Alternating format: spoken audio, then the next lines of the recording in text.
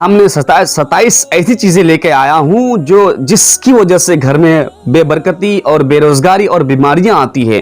तो चलिए उन 27 चीजों के बारे में हम जान लेते हैं। हालांकि उन चीजों को हम करते हैं लेकिन जानते नहीं है कि इनकी वजह से हमारे घर में बेरोजगारी और बीमारियां आती है। तो ये 27 चीजें हमें जानना जरूरी है ताकि हम बेरोजगारी और बीमारी से बचें। तो चलिए शुरू करते हैं। अगर आप नए हैं तो हमारे चैनल को सब्सक्राइब कर दीजिएगा।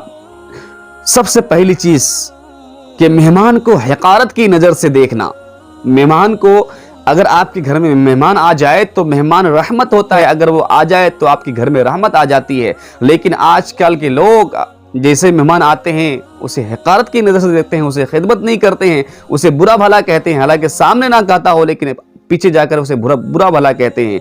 तो ये इसकी वजह से घर में बेबरकती और बेरोजगारी और बीमारियां आती है। नंबर 2, कुरान मजीद को बगैर वजू छूना। आज ये चीज काफी आम हो चुकी है। हर घर में कुरान शरीफ रखा रहता है, ताक में रखा हुआ रहता है या कहीं और रखा हुआ रहता है। अगर जब आपको घरे साफ करना होता है तो बिना वजू के उसे छू लेते हैं, बिना वजू के उसे टच कर लेते हैं, एक जगह से दूसरी जगह कर लेते हैं। तो याद रखिए कि अगर आप बगैर वजू कुरान को छूते हैं तो इसकी वजह से आपके घर में बीमारियां और बेरोजगारी आती है। तो इससे सावधान रहें। नंबर 3 कि बिस्मिल्लाह पढ़े बगैर खाना खाना। याद रखें कि अगर आपने खाना खाने के लिए बैठे हैं और आपने बिस्मिल्लाह शरीफ नहीं पढ़ा तो उस खाने में शैतान भी शामिल हो जाता है। और जिस खाने में शैतान शामिल हो जाए उसकी बरकत खत्म हो जाती है, उसकी हाजमा खत्म हो जाती है। तो गोया कि आप जब भी खाना खाएं उससे पहले आप बिस्मिल्लाह जरूर पढ़ें। इससे अगर नहीं पढ़ते हैं तो इससे बीमारी और बेरोजगारी आती है, बेबरकती आती है। नंबर 4 कि खड़े होकर खाना खाना। ये आजकल ट्रेंड में है कि लोग रेस्टोरेंट में या शादियों में बफर सिस्टम करते हैं तो लोग वहाँ बैठने का इंतजाम नहीं करते हैं बल्कि खड़े खड़े खाओ और चले जाओ। तो ये इस्लामी तरीका नहीं है बल्कि सुन्नत तरीके से बैठकर खाएं। अगर आप खड़े होकर खाते हैं तो इससे बीमारियां और बेरोजगारी और बेबरकती आती है। तो इससे सावधान हो जाएं। नंबर 5 कि जूता या चप्पल पहनकर खाना। जैसे मैं अभी आपको बताया कि खड़े होकर खाना, तो जाहिर सी बात अगर आप खड़े होकर खाएंगे तो जूता या चप्पल आपके पैरों में रहेगी। तो जूता या चप्पल पहनकर खाने से और खड़े होकर खाने से घर में बीमारियां और बेरोजगारियां आती है, बेबरकती आती है। तो इससे बचें। और नंबर 6 के बगैर हाथ धोए खाना खाना। अगर आप याद रखें जब भी आप खाना खाएं तो उससे पहले हाथ धो लें ताकि आपके हाथों में जो गंदगियां रहती है, जो जरासीम रहते हैं, वो आपके पेटों में जाएंगे और उससे बीमारियां, तरह तरह की बीमारियां पैदा होती है। तो इससे बचें और खाना खाने से पहले हाथ धोएं। ये सुन्नत है खाना खाने से पहले हाथ धोना। अगर आप हाथ नहीं धोते हैं खाना खाने से पहले तो इसकी वजह से भी बेबरकती और बेरोजगारी आती है। 7वां वो है कि नंगे सर खाना खाना। याद रखें जब आप खाना खाते हैं तो सर में कुछ कपड़े या रुमाल या टोपी रख लें। यह सुन्नत तरीका है कि आप सर में कुछ रख के खाना खाएं। और अगर आपने सर में कुछ नहीं रखा है, नंगा सर खाना खा रहे हैं, तो इससे भी बेबरकती और बेरोजगारी और बीमारियां आती है। इससे बचने की कोशिश करें और इस सुन्नत पर अमल करने की कोशिश करें। और नंबर 8 कि खाना खाने के प्लेट को चाट कर खाना। अगर आप खाना खाने के प्लेट को चाट कर नहीं खाते हैं, उसे अच्छी तरह साफ करके नहीं खाते हैं, तो इससे भी बेबरकती, बेरोजगारी आती है। आजकल लोग आधा खाना खाते हैं और आधा साइड कर देते हैं। ये उनका स्टाइल है कि लोग खाना खाएंगे तो आधा खाएंगे, आधा छोड़ देंगे, ये खाएंगे वो नहीं खाएंगे। लेकिन इसकी वजह से बेबरकती और बेरोजगारी आती है। जब भी आप खाना खाएं तो प्लेट को चाट कर खाएं और जो लास्ट में खाना बचा रहता है आप उसे चाट कर खाएंगे तो वही हाजमा होता है, वही आपकी हाजमा को और पेट को दुरुस्त रखता है, सही रखता है। तो इससे बचने की कोशिश करें। नंबर 9 के मस्जिद में दाखिल होने के बाद, मस्जिद में जाने के बाद दुनिया की बातें करना। याद रखें कि मस्जिद अल्लाह तबारक व तआला का घर है और उसमें सिर्फ और सिर्फ अल्लाह की इबादत ही की जा सकती है, दीन की ही बातें की जा सकती है, इस्लाम की ही बातें की जा सकती है। अगर आप वहां जाकर भी अल्लाह तबारक व तआला से हटकर दुनियावी बातें कर रहे हैं कि मुझे ये करना है, मुझे वो करना है, बिजनेस के बारे में या अपने काम के बारे में बहस करते हैं, तो याद रखें आपको सवाब ना मिलेगा बल्कि इससे बेरोजगारी और आपकी नेकियां भी खत्म होती है, बेरोजगारी और बेबरकती भी आती है। तो इससे बचने की कोशिश करें। नंबर 10 है कि नमाज कज़ा करना, यानी नमाज छोड़ देना। अक्सर लोग नमाज कज़ा कर देते हैं, नमाज छोड़ देते हैं, तो इसकी वजह से भी बेबरकती आती है। याद रखें कि अब अगर आप भूल से नमाज छोड़ दिए तो उसमें कोई बात नहीं, आपने कज़ा अदा कर लेनी है। लेकिन जानबूझकर आप नमाज छोड़ रहे हैं, कज़ा कर रहे हैं, तो इसकी वजह से भी आपके घर में बेबरकती और बेरोजगारी आती है। तो इससे बचने की कोशिश करें। नंबर 11 के बुजुर्गों और अल्लाह वालों के आगे आगे चलना। यानी कोई बुजुर्ग रास्ते से चल रहे हैं या फिर कहीं बैठे हुए हैं, उसके सामने जाकर बैठना, उनके आगे आगे चलना, ये बेअदबी है। क्योंकि जो बुजुर्ग है, जो अल्लाह वाले हैं, उनके पीछे चलें ताकि आपको उनका फैज़ मिलता रहे और उनकी दुआएं मिलती रहे आपको। तो जब भी आप चलें तो ये इस बात का ख्याल रखें कि आपसे जो बड़े हैं, आपसे जो बुजुर्ग हैं, उनके सामने जाकर ना बैठें, उनके आगे जाकर ना बैठें, उनके आगे आगे ना चले, बल्कि उनके हमेशा पीछे पीछे चले ताकि आपको उनका फैज़ मिलता रहे। नंबर 12 के दरवाजे पर बैठने की आदत बनाना या फिर दरवाजे में टेक लगाना। अक्सर लोग देखा जाता है कि अपने दरवाजे पर बैठ जाते हैं और बहस करते हैं, तरह तरह की बातें करते हैं और वो आदत बना लेते हैं और वहां पे टेक लगाते हैं। तो याद रखें कि आप अगर इस चीज को नहीं जानते तो इस चीज से बचें और इससे दूर हो, क्योंकि इससे ही बेबरकती और बेरोजगारी आती है।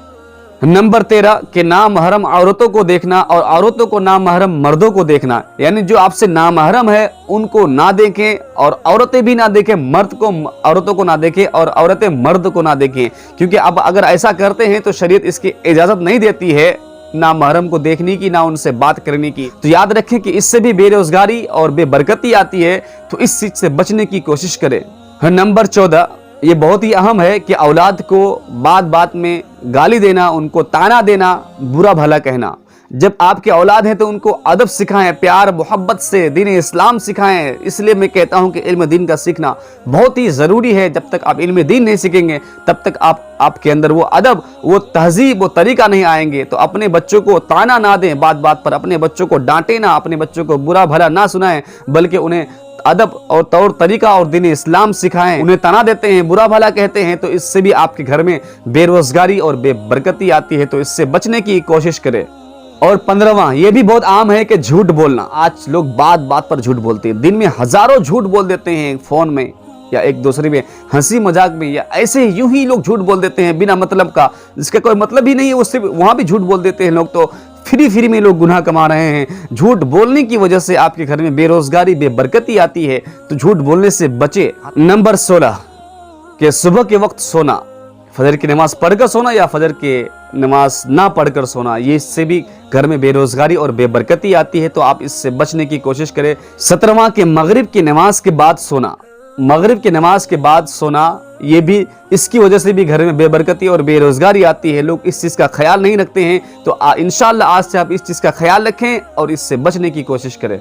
नंबर 18 के टूटी हुई कंघी का इस्तेमाल करना। जब आप टूटी हुई कंघी इस्तेमाल करते हैं तो अक्सर जगहों में देखा जाता है कि टूटी हुई कंघी को लोग इस्तेमाल करते हैं, 1 2 दांत 3 दांत टूट गया है, लोग उसे फिर भी इस्तेमाल करते हैं, उसे फेंक नहीं देते हैं। तो याद रखें कि यह भी गलत है। इसकी वजह से बेबरकती और बेरोजगारी आते हैं। तो इससे बचे कि कंघी टूट जाए या उसके दांत निकल जाए तो उसे फेंक दे। और 19वां वो है कि नंगे सर बाथरूम जाना, बैतुल खुला जाना। ये बहुत ही आम है, लोग इस पर ध्यान नहीं देते हैं कि अगर उलमाए कराम जाते हैं तो लोग उसका मजाक बनाते हैं। तो याद रखें कि जब आप बैतुल खुला जाएं तो सर पर कुछ न कुछ रखकर जाएं, क्योंकि बुरी चीजें आपको वहीं जब्त करती है, बुरी चीजें शैतान आप पर वहीं हमला करता है, अजीब अजीब बीमारी का शिकार बन जाते हैं। तो आप जब भी बैतुल खुला जाएं तो सर पर कुछ न कुछ रख के जाएं। अगर आप ऐसा नहीं करते तो इसकी वजह से बेबरकती और बेरोजगारी और आपको नुकसान भी हो सकता है। नंबर 20 के बैतुल खुला में जाने के बाद बातें करना। आज ये आम हो चुका है कि बैतुल खुला एक इंग्लिश बैतुल खुला होता है। लोग वहाँ पे जाकर लोग अखबारें पढ़ते हैं, लोग बातें करते हैं, फ़ोन में बातें करते हैं। और ऐसे भी अगर आप बाथरूम में जाते हैं तो अगर बातें करते हैं तो बातें करना बिल्कुल जायज़ नहीं है। इसकी वजह से आपके घर में बेबरकती और बेरोजगारी आ सकती है। बैतुल खुला में आप कुछ बात ना करें, बल्कि बैतुल खुला जाएं और जाने से पहले दुआ पढ़ें और आने के बाद भी बैतुल खुला का जो दुआ है वो दुआ पढ़ें। इंशाअल्लाह आपके घर में बेरोजगारी और बेबरकती नहीं आएगी। कि नंबर 21 के बैतुल खुला में थूकना। अक्सर लोग आजकल ये काम करते हैं कि बैतुल खुला जाते हैं तो वहां पे थूक देते हैं, क्योंकि मुसलमान का थूक भी पाक होता है। इसलिए क्योंकि आप नमाजें पढ़ते हैं, उस अपनी जबान से कुरान की तिलावतें करते हैं, नाज शरीफ गुनगुनाते हैं, तो ये आपके थूक पाक है। तो बैतुल खुला में ना थूके बल्कि बाहर आके थूके। अगर आप बैतुल खुला में थूकते हैं तो इससे बेरोजगारी और बेबरकती आती है। तो इससे बचने की कोशिश करें। नंबर 22 के अहलो अयाल से लड़ते रहना, रिश्तेदारों से झगड़ा करते रहना, उनसे अदावत रखना, दुश्मनी रखना, इसकी वजह से भी बेबरकती आती है। आजकल लोग ये आम हो चुका है कि एक ही खानदान में न जाने कितने कितने लोगों से दुश्मनी कर रखे हैं, कितनी कितनी लोगों से अदावत कर रखे हैं, कितनी कितने लोगों से एक दूसरे के बारे में हसद रखते हैं, एक दूसरे को देखना तक पसंद नहीं करते हैं।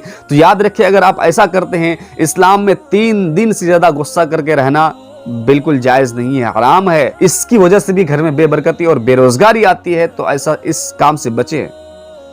और 23वां वो है कि नहाने की जगह में पेशाब करना। जब लोग नहाने जाते हैं तो वहां पे लोग पेशाब करते हैं। याद रखें, जब आप नहाने जाते हैं तो उस जगह को पाक रखें, बल्कि वहां नहा पेशाब करें। जहां पेशाब खाना है पहले वहीं जाकर करें। अगर आप नहाने की जगह में पेशाब करते हैं तो याद रखें कि उसकी वजह से भी बेबरकती और बेरोजगारी आती है, तो इससे बचने की कोशिश करें। नंबर 24 के खड़े होकर नहाना। याद रखें कि शरीयत खड़े होकर नहाने की इजाजत नहीं देती है, बल्कि बैठ कर नहाएं जो शरीयत के मुताबिक नहाएं। अगर आप खड़े होकर नहाते हैं तो इससे भी बेरोजगारी और बेबरकती आती है, बल्कि बैठ कर नहाएं। नंबर 25 के फकीरों को झलकना। यानी जब आपके यहाँ फकीर आता है तो उसे बुरा भला कहते हैं कि जाओ, या ऐसा वैसा, या हमारे पास नहीं है, आ जाते हैं उठ के। इस तरह के उनको झलकना नहीं है, उन्हें बुरा भला नहीं कहना है। अगर आपके घर में है तो उन्हें दे दीजिए, और अगर आपके घर में नहीं है तो उनसे माफी तलब कर लीजिए ताकि वो चले जाए, लेकिन उसे बुरा भला ना कहें। अगर आप फकीर को बुरा भला कहते हैं तो गोया कि आपके घर में बेबरकती और बेरोजगारी आती है, इससे बचने की कोशिश करें। नंबर 26 के गाना बजाने में दिल लगाना।